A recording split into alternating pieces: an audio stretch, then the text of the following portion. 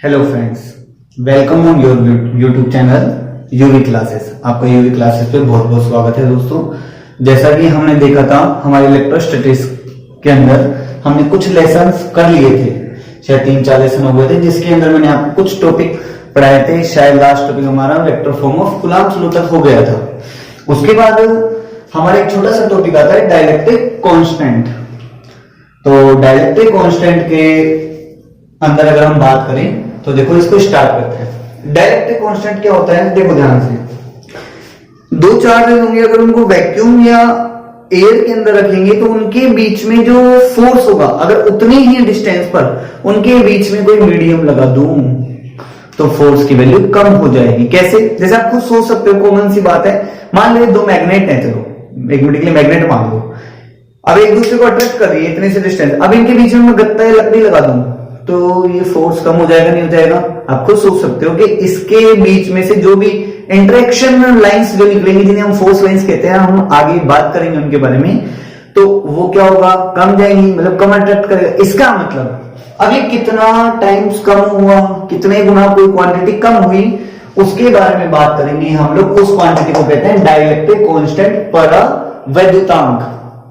इसको SIC भी कहते हैं, स्पेसिफिक इंडक्टिव कैपेसिटी। ठीक है, तो इस हिसाब से इसको SIC भी कहते हैं। एप्सिलॉन R, इस सिंबल को क्या बोलते हैं, एप्सिलॉन R से रिप्रेजेंट करते हैं। तो ये क्या मतलब निकला, the number of times the force between two charges in medium is less than in vacuum, that is known as dielectric constant of that medium. कहने का मतलब कि दो चार्जेस के बीच में अगर कोई मीडियम रखने के बाद जितने टाइम्स फोर्स की वैल्यू वैक्यूम के रेस्पेक्ट में कम हो जाती है, वो उस मीडियम का, किस मीडियम का, जो इनके बीच में इंट्रोड्यूस किया, इस मीडियम का क्या कहलाता है, डाइलेक्ट्रिक कांस्टेंट कहलाता है। कहने का मतलब दो आवेशों के मध्य, अगर मैं इसकी बात करूं कि दो आवेशों के मध्य अगर कोई माध्यम रखने के बाद फोर्स, उनके बीच में लगने वाले बल का मान निर्वात की तुलना में जितना गुना कम प्राप्त होता है, उसे उस क्वांटिटी का, या मैं कहूंगी उस माध्यम का क्या कहते हैं, परावैद्युतांक कहते हैं। तो इसका मतलब है एप्सिलॉन R बराबर S नोट, निर्वात के मध्य दोनों आवेशों, वैक्यूम में दोनों चार्जेस के बीच में लगने वाला फोर्स, और ये मीडियम के बीच में दोनों चार्जेस। मान लो मेरे पास दो चार्जेस ये हैं, Q1 Q2, ये लो, ये Q1 है, ये Q2 है, इनके बीच की डिस्टेंस स्मॉल r है। अब वही बात, अगर मैं वैक्यूम रखूंगा, निर्वात रखूंगा, तो कितना बल लगेगा, फोर्स मैंने मान लिया F नोट, मीडियम में कितना लगेगा, Fm, तो इसका मतलब एप्सिलॉन R बराबर S नोट अपॉन Sm। इस हिसाब से अगर मैं इसको चेंज करूंगा तो Fm बराबर S naught upon epsilon R। इस पे क्वेश्चंस कई बार पेपर के अंदर आता है, राजस्थान बोर्ड के अंदर तो स्पेशली शायद एक बार क्वेश्चन आया हुआ भी है। अब इसके अंदर देखो यहाँ पे क्या हुआ, हमने कूलम्ब लॉ से क्या पढ़ा था, वैक्यूम के बीच में फोर्स ये, मीडियम के बीच में फोर्स ये, दोनों की जगह F नोट की जगह Fm, S नोट की वैल्यू Fm की जगह Fm की वैल्यू प्लेस करूंगा तो ये आ जाएगा।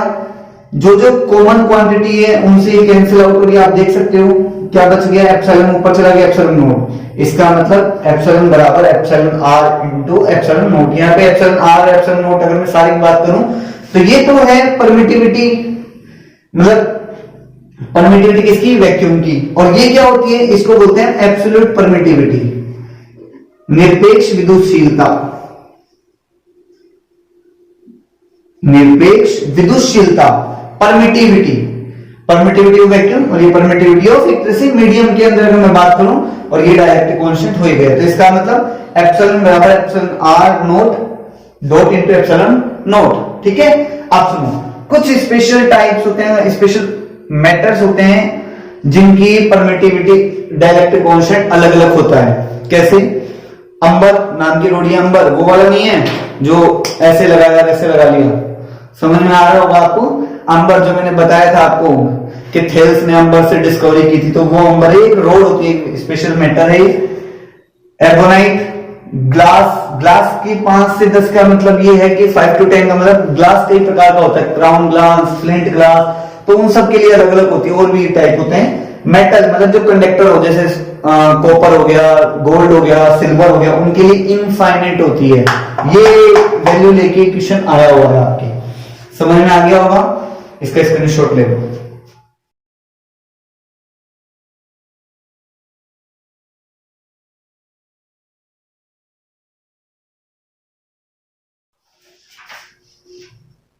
ले लिया होगा अब तक आपने। इसके बाद हम पढ़ेंगे सुपरपोजिशन प्रिंसिपल और फोर्स बिटवीन मल्टीपल चार्जेस।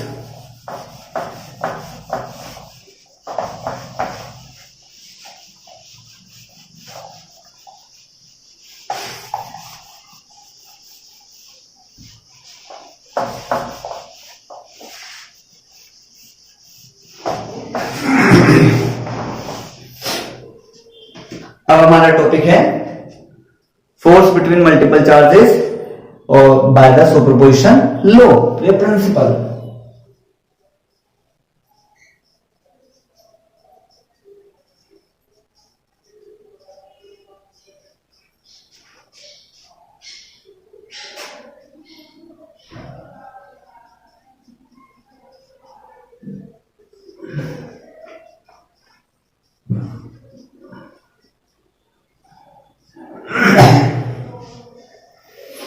अध्यारोपण का सिद्धांत। अब देखो इसके अंदर क्या होता है, ये है एक तरह से फोर्स ड्यू टू मल्टीपल या सेवरल चार्जेस।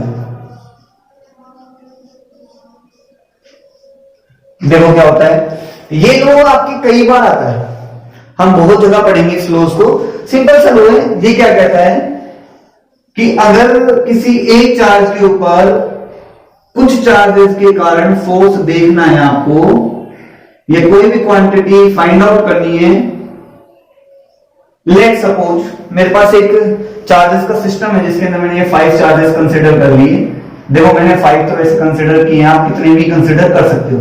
ये Q0, Q1, Q2, Q3, Q4। Q0 एक तरह से टेस्ट चार्ज है। टेस्ट चार्ज क्या होता है, एक ऐसा चार्ज जो खुद किसी दूसरे चार्ज के ऊपर फोर्स अप्लाई नहीं करता है। इसे हम कुछ कैलकुलेशंस के लिए काम में लेते हैं।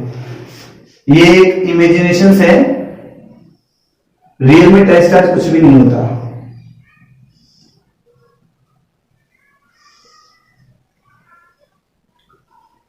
अब देखो मान लो ये इसका पोजीशन वेक्टर ओरिजिन के रेस्पेक्ट में r0, r1, r2, r3, r4।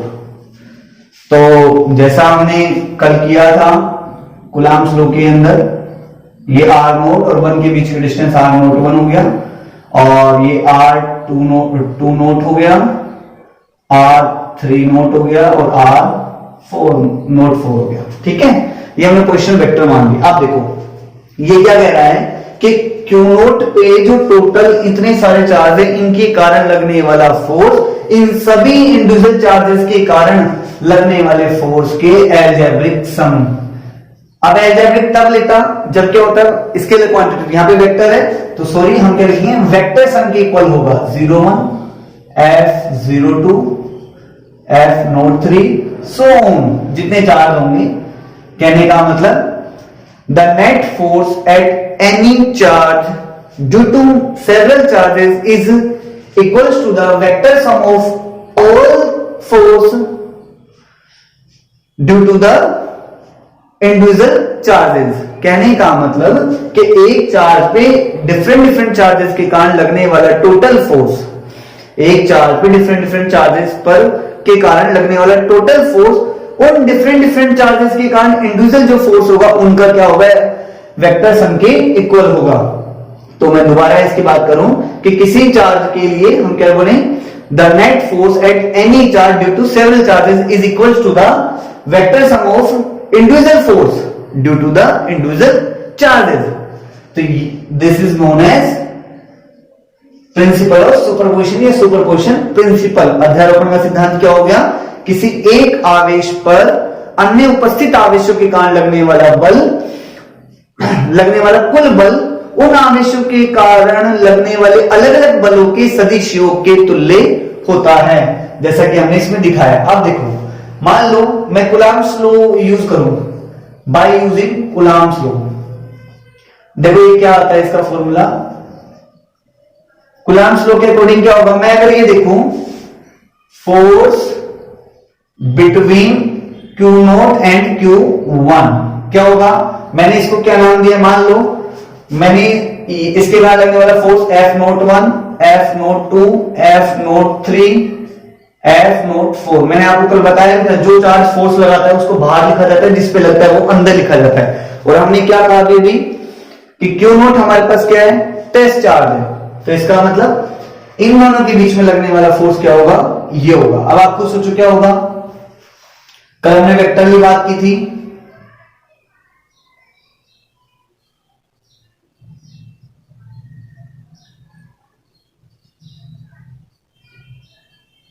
चलो जो आपको कल समझाया था उसी फॉर्मेट में लिख देता हूं, यही तो लिखा था।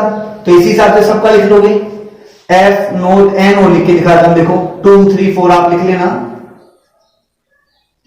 देखो ज्यादा लिखने की जरूरत नहीं होती, 2-3 चार्जेस के कारण लिख के दिखा दो आप, हाँ ऐसा होता है, समझ में आ जाता है। फिर आपको एक तरह से इक्वेशंस चलती जाएंगी, जैसे फर्स्ट तो ये हो ही गई, फिर second, third, fourth, fifth N equations होगी। तो मैं क्या कर सकता हूं, इन सारे एन इक्वेशंस की वैल्यू यहां पे रखूं नेट फोर्स। मैंने क्या कहा था, the net force at any charge due to multiple charges is equal to the vector sum of individual forces due to the individual charges. इसका मतलब सभी की वैल्यू यहां प्लेस करूंगा तो क्या जाएगा, एफ नोट इक्वल्स टू, इसकी वैल्यू रखो 1/4 pi epsilon not Q not Q one R not 1। Similarly Q not Q two 4 pi epsilon not R two. I hope आप समझ गए होंगे, तो मैं डायरेक्ट nth टर्म लिख देता हूं।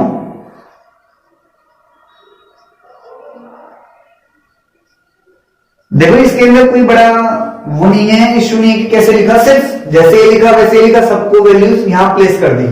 प्लेस करने के बाद क्या क्या कॉमन आ रहा है, वो कॉमन बाहर दे दो, क्वांटिटी ये कॉमन आ रहा है। अब बच क्या रहा है आपके पास, Q1 R नोट 1 का mode bye square R note 1, Q2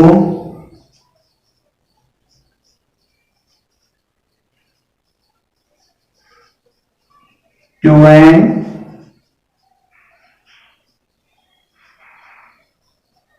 ये बच गया।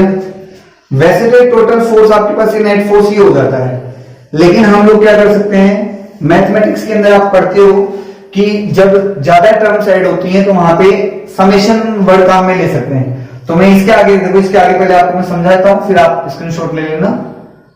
क्या होगा, Q not upon 4 pi epsilon note, इसको मैं लिख सकता हूं समेशन, देखो वन, देख इधर नोट नोट नोट, समय नोट कॉमन आ रहा है, ऊपर भी नोट नोट नोट कॉमन आ रहा है, क्या चीज हो रहा है 1, तो इधर भी 1, 2 2 3 3, मतलब पहली टर्म, दूसरी टर्म, पांचवी टर्म, nthवी टर्म, ithवी टर्म। तो मैंने मान लिया i बराबर कहां से शुरू हो रहा है, 1 से, और कहां तक जा रहा है, n तक। तो क्या लिखा जाएगा, qi upon r not i का स्क्वायर r नोट i का कैप। ये आपके पास फाइनली क्या आ गया, प्रिंसिपल ऑफ सुपरपोजिशन या force due to multiple charges के लिए आपके पास ये लास्ट जो टर्म आती है, हमारा लास्ट जो कंपोजिशन आता है, फैक्टर आता है, वो ये आंसर होगा। आई होप सो आपको समझ में आ गया होगा। ऐसे हम इलेक्ट्रिक फील्ड के लिए करेंगे, पोटेंशियल के लिए भी करेंगे, आगे जाओ तो रेज वगैरह के लिए भी आप करोगे, ऑप्टिक्स के अंदर भी पढ़ेंगे। तो इसका फटाफट स्क्रीनशॉट ले लो, नेक्स्ट टॉपिक देखते हैं।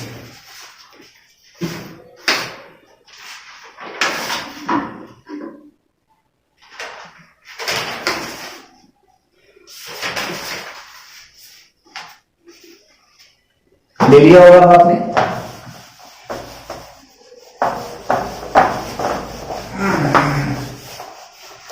नेक्स्ट टॉपिक है हमारा इलेक्ट्रिक फील्ड। वो क्या होता है देखते हैं। देखो रियल में अगर देखा जाए तो अब हम आगे इलेक्ट्रिक फील्ड के बारे में ही डिटेल से पढ़ेंगे। इलेक्ट्रिक फील्ड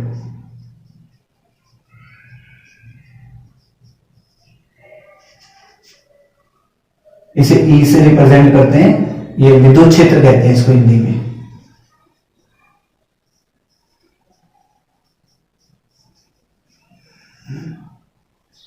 विद्युत क्षेत्र। ये क्या होता है ये देखते हैं। देखो इलेक्ट्रिक फील्ड क्या होता है कि किसी भी कोई भी एक चार्ज होगा, मान लो मेरे पास कोई चार्ज रखा है प्लस क्यू यहाँ पे, ठीक है, ये चार्ज है, तो इसके चारों तरफ एक ऐसा फील्ड बनेगा जिस फील्ड के अंदर कोई अनदर चार्ज लेके आओगे तो एक फोर्स एक्सपीरियंस करेगा। हो सकता है अट्रैक्शन फील करे, हो सकता है रिपल्सन फील करे, तो लेकिन पर्टिकुलर रीजन के अंदर करेगा। देखो सब चीज का एक फील्ड होता है। मान लो एक मैग्नेट है, तो इसकी एक पर्टिकुलर रेंज होती है कि उस रेंज के अंदर अगर आप दूसरा मैग्नेट लेके आओगे तो वो कोई ना कोई फोर्स अपोजिट होंगे तो वो attract otherwise repel, repulsion force आकर्षण या प्रतिकर्षण का बल अनुभव करेगा। लेकिन ये तो ना एक मैग्नेट यहां रखा है और एक मान लो कहीं दूसरी जगह रखा है, एक आपके स्कूल में रखा है, एक आपके घर पे रखा है, दोनों फिर भी अट्रैक्ट करेंगे? नहीं होता ना। क्यों? क्योंकि पर्टिकुलर डिस्टेंस होती है, तो वो पर्टिकुलर रीजन, हर चीज का फील्ड बनता है तो पर्टिकुलर जो रीजन होगा उस रीजन को हम क्या कहेंगे, उस फील्ड को क्या कहेंगे, इलेक्ट्रिक फील्ड। इलेक्ट्रिक मतलब मैंने आपको बताया था चार्ज, ग्रीक वर्ड से रिलेट करते जा रहा है, तो क्या कह सकता हूं मैं, a field around any charge in which another charge experience a force is called as electric field. क्या मतलब निकला कि एक आवेश के चारों ओर ऐसा क्षेत्र जिसमें कोई अन्य आवेश ले जाने पर वह प्रतिकर्षण या आकर्षण का बल अनुभव करे, कोई बल अनुभव करे, वो क्या कहलाता है, इलेक्ट्रिक फील्ड या विद्युत क्षेत्र कहलाता है। A field around any charge where another charge is experience a force is called as electric field. इसे हम जनरली क्या करते हैं, ई से रिप्रेजेंट करते हैं। बात समझ में आपको आ गई होगी। इलेक्ट्रिक फील्ड का मतलब हमने क्या देखा कि मैंने क्या कहा, F इक्वल्स टू, देखो मान लो मेरे पास एक चार्ज है Q नोट, अब इसका एक फील्ड बन रहा है, तो देखो मैंने क्या कहा, और एक दूसरा चार्ज लेके आ रहा हूं Q1, ये लेके आया, तो इसको 1 मान लो और इसको नोट मान लो, तो आपने क्या देखा, ये वाला चार्ज लेके आएगा, फील्ड इसका बना, और ये वाला फोर्स फील करेगा। कहने का मतलब फील्ड हमेशा पहले वाले चार्ज का बनता है, तो मैं क्या लिख सकता हूं, F equals to Q not into E। Q1 का तो E आ गया और फोर्स किसने फील किया, Q नोट में, तो F equals to Q not E या E equals to F upon Q not. आपको समझ में आ गया होगा। आप ऐसे समझ सकते हो भाई, F प्रोपोर्शनल E, जितना स्ट्रॉन्ग Q होगा उतना स्ट्रॉन्ग E होगा, उतना स्ट्रॉन्ग E होगा तो इसका मतलब फोर्स भी उतना स्ट्रॉन्ग होगा, और दूसरा फील करने वाली ताकत, एक्सपीरियंस करने वाला भी जितना स्ट्रॉन्ग होगा उसकी प्रोपोर्शनल होगा। दोनों को ऐड करेंगे कूलाम के अकॉर्डिंग, तो क्या आ गया, Q नोट E आ गया। आपको समझ में आ गया होगा। तो ये इलेक्ट्रिक फील्ड हो गया। इसके बाद एक टर्म आती है intensity of electric field.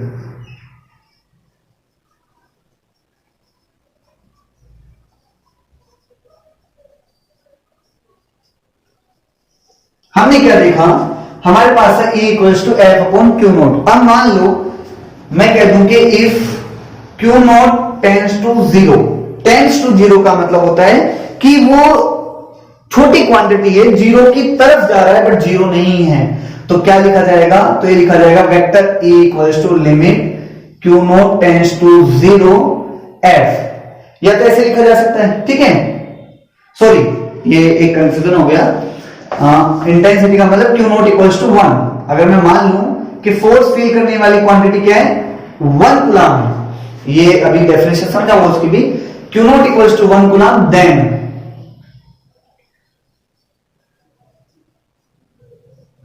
E equals to F, vector E equals to vector F। क्यों, फोर्स एक वेक्टर क्वांटिटी, तो इसकी डायरेक्शन के अलोंग E की डायरेक्शन होगी। तो क्या मतलब निकला कि when 1 coulomb charge is bring into A field, then the experienced force is called as the intensity of electric field। intensity मतलब कि 1 कूलम का चार्ज अगर मैं लेके जाऊं, क्यों, अगर 1 ही ले लूंगा तो सीधा सीधा फील्ड ही तो मिलेगा भाई, अपॉन वाली क्वांटिटी 1 हो गई तो सीधा सीधा फोर्स की वैल्यू मिल रही है, तो पता चल रहा है कि कितना फील्ड आ रहा है। तो इसका मतलब जब 1 कूलम आवेश को किसी विद्युत क्षेत्र के अंदर लेके जाया जाए तो उस वक्त या उस समय जो बल कार्य करता है या जो बल अनुभव होता है उसे 1 कूलम आवेश के द्वारा, वही क्या कहलाता है, विद्युत क्षेत्र की तीव्रता।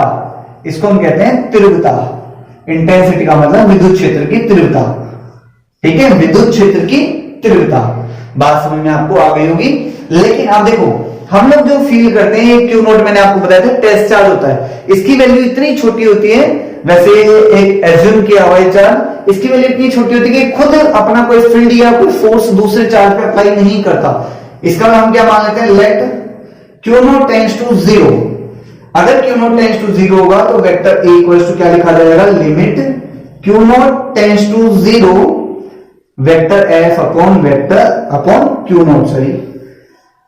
तो ये आपके पास क्या हो गई, इंटेंसिटी ऑफ इलेक्ट्रिक फील्ड। अब देखो इसके अगर मैं ऐसा यूनिट की बात करूं, पेपर के अंदर ऐसा यूनिट का अक्सर क्वेश्चन आता है, तो चाहे इलेक्ट्रिक फील्ड विद्युत क्षेत्र की पूछे, चाहे उसकी तीव्रता इंटेंसिटी की पूछे, दोनों की क्या हो गई, एफ का मतलब हो गया न्यूटन और चार्ज का मतलब हो गया कूलाम। मैंने आपको बताया था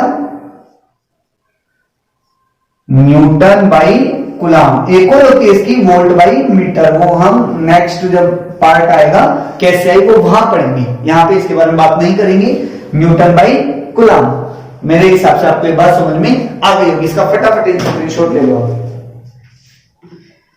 एक और हाँ, अगर मैं इसके डायमेंशन फॉर्मूले की बात करूं तो इसका डायमेंशन फॉर्मूला होता है m1 l1 t3 a-1। आप आराम से बना के देख लेना, मैं डायमेंशन कैसे बनती है, विमेय सूत्र कैसे बनते हैं, इसके ऊपर एक 2 वीडियो लेके आऊंगा, पूरा बड़ा लेक्चर लेके आऊंगा जिसके अंदर आपको सारी डायमेंशन बनाना बताऊंगा, ठीक है।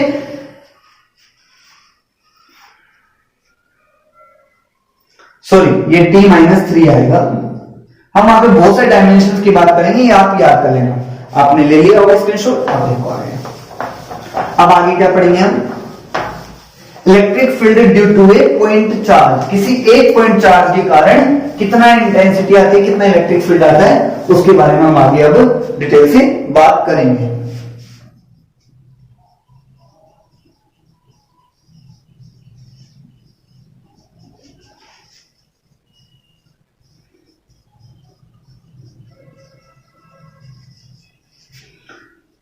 इसका मतलब हो गया बिंदु आवेश के कारण विद्युत क्षेत्र की तीव्रता।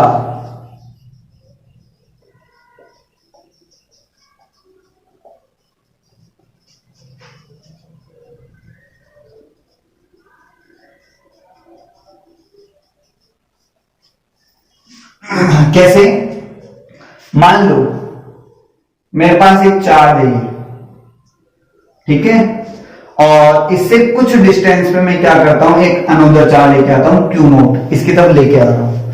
मुझे इंटेंसिटी देखनी है कि कितनी इंटेंसिटी होगी, तो इन दोनों के बीच की डिस्टेंस है स्मॉल आर। तो सीधी सीधी बात है कि मैंने मान लिया एक चार्ज है, यहां पे क्यू रखा है, उधर क्यू नोट रखा है। तो कुलाम्स का रूल क्या कहता है, एफ इक्वल्स टू इनके बीच में लगने वाला फोर्स, मैं अभी वैक्यूम के बीच की बात कर रहा हूं, Q into Q not upon R square. हमने क्या पढ़ा था कुलाम्स लॉ में, F बराबर K का मतलब 1/4 pi epsilon not Q1 Q2, Q1 की जगह Q1 और इधर Q2 अपॉन R स्क्वायर। अब by definition of intensity of electric field, विद्युत क्षेत्र की तीव्रता की परिभाषा क्या कहती है, परिभाषा से क्या होता है, वेक्टर E बराबर limit Q not tends to 0 vector F upon Q not. अब यहां पे वेक्टर एफ आ रहा है, वेक्टर एफ के फॉर्म में लिख दो भाई, स्केलर के फॉर्म में लिखो तो स्केलर के फॉर्म में भी लिख सकते हो इसको। ये वेक्टर तो हम केवल डायरेक्शन के लिए लेते हैं, अगर आपको मैग्नीट्यूड चाहिए तो क्या लिखा जाएगा, क्यू नोट टेंड्स टू 0। अब यहां पे देखो मैं फोर्स की बात करूं, 1/क्यू नोट एज इट इज बाहर आ गया, तो ये क्या आ गया मेरे पास, 1/4 pi epsilon not Q not upon R square into R का कैप। क्यू नोट से क्यू नोट कैंसिल, तो मेरे पास क्या बच रहा है, Q/4 pi epsilon not into R square. Limit आप रख भी सकते हो, हटा भी सकते हो, और ये डायरेक्शन आपके पास ही आ गई। इसका मतलब स्केलर फॉर्म अगर देखूं मैं, अदिश रूप इसका अगर मैं देखूं स्केलर फॉर्म, वो क्या होगी, E इक्वल्स टू, इसको मैं K लिख रहा हूं 1 मिनट के लिए, KQ बाई आर स्क्वायर। ये याद रखना है, बहुत इंपॉर्टेंट फॉर्मूला है इलेक्ट्रोस्टैट के अंदर, जो आपके काफी लंबी यूनिट है उसके लिए जितना भी चलेगा ये फॉर्मूला बहुत इंपॉर्टेंट होगा। अगर मैं इसकी डिपेंडेंसी देखूं, ये बहुत इंपॉर्टेंट फैक्टर आता है डिपेंडेंसी, तो E inversely proportional to the R square. कहने का मतलब जैसे जैसे डिस्टेंस बढ़ेगी वैसे वैसे इंटेंसिटी इलेक्ट्रिक फील्ड की कम होती जाएगी। इस हिसाब से। और एक तरह से अगर r बराबर 0 रखने के बाद हम यहाँ पे इसको टच नहीं करते हैं, ठीक है। तो ये आपकी इंटेंसिटी आ गई, इसको एक्सपोनेंशियल कर्व बोलते हैं। देखो कर्व अगर कभी भी 1/r की पावर n का कोई कर्व आता है वो हमेशा कैसा बनता है, इस हिसाब का बनता है। ये कई जगह बनेगा आपकी इस चैप्टर के अंदर, या मैं कहूंगी 12th के अंदर तो स्पेशली ये कर्व बहुत बार बनेंगे। आप इसका फटाफट स्क्रीनशॉट ले लो।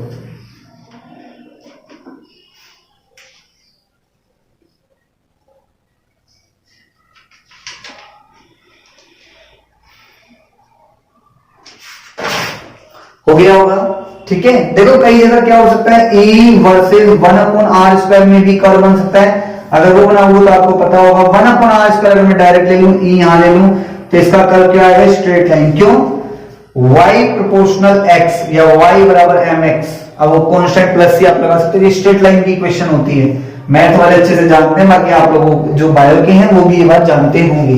तो E प्रोपोर्शनल 1/r² का कर्व भी आप यहां चाहो तो बना सकते हो। उम्मीद करता हूं आपको ये समझ में आया होगा। और मैं आपको कुछ क्वेश्चंस दे रहा हूं छोटे छोटे, एक दो वो आपको करने हैं। और